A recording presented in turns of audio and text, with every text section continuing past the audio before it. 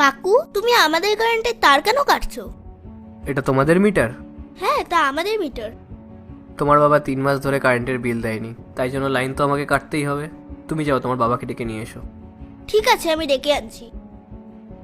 মা মা, ওই কাকুটা না আমাদের কারেন্টের তার কাটছে, তার জন্য কারেন্ট চলে গেছে। চল তো দেখি। আরে দাদা, আমাদের কারেন্টের তার কেন কাটছেন? দেখুন, আপনার হাজবেন্ড 3 মাস ধরে ইলেকট্রিকের বিল জমা দেয়নি, তাই জন্য আমাকে তো লাইন কাটতেই হবে। আপনি যান, আপনার হাজবেন্ডকে গিয়ে বলুন যেন বিলটা ক্লিয়ার করে দেয়। স্বামীর চিকিৎসার জন্য যা জমানো টাকা ছিল সব শেষ হয়ে গেছে, কিন্তু তাও আমি ওনাকে বাঁচাতে পারিনি। আমার বাড়িতে টাকা কামানোর মতো কেউ নেই। আর এখন তো আমি এটা ভাবছি যে কি করে এই কারেন্টের বিল দেবো, আর সংসারটাই বা কিভাবে চালাবো। দেখুন, আমি আপনার অবস্থাটা বুঝতে পারছি, কিন্তু আমিও কি করব বলুন? আমাদের ওপর থেকে যা অর্ডার আসে আমাদেরকে সেটাই করতে হয়। দেখুন, আমি আপনার জন্য একটা কাজ করতে পারি। আপনি সন্ধ্যের মধ্যে টাকাটা রেডি করে বিলটা পে করে দেবেন, না হলে এখন তো শুধু লাইট কেটেছি। আমার ওপর থেকে অর্ডার আছে, আমি আপনার মিটারটাও যেন নিয়ে যাই।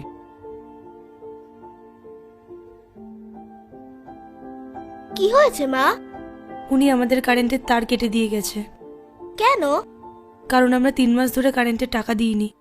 তো তুমি কাকুর থেকেও হেল্প নিতে পারো তো। হ্যাঁ, তুই একদম ঠিক বলেছিস। আমি এখনই তোর কাকার কাছে যাচ্ছি।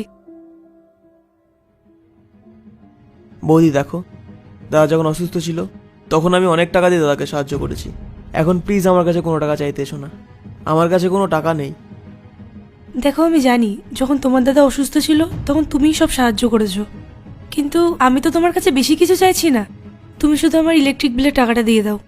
আর তোমার দাদাও তো নেই যে আমাকে কিছু সাহায্য করবে।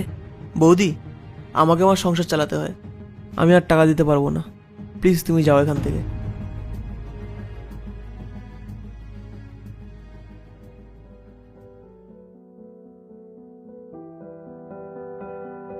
কি হয়েছে মা, তোমার এত মন খারাপ কেন? কাকু কি কিছু হেল্প করেনি?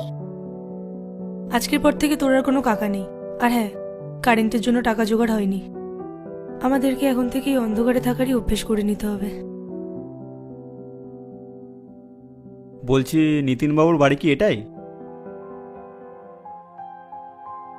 হ্যাঁ বলুন, আমি ওনার ওয়াইফ। ওনাকে ডাকুন, আমার ওনার সাথে কিছু কথা আছে। উনি তো আর এই পৃথিবীতে নেই। কি? এটা শুনে সত্যিই খুব খারাপ লাগলো। আমি ওনাকে অনেকদিন ধরেই কল করছিলাম, কিন্তু পাচ্ছিলাম না। আসলে আমি ওনার থেকে ধারে কিছু টাকা নিয়েছিলাম, সেটাই ফেরত দিতে এসেছি। এই নিন। পার্ট 2 দেখতে সাবস্ক্রাইব করুন W Short 07।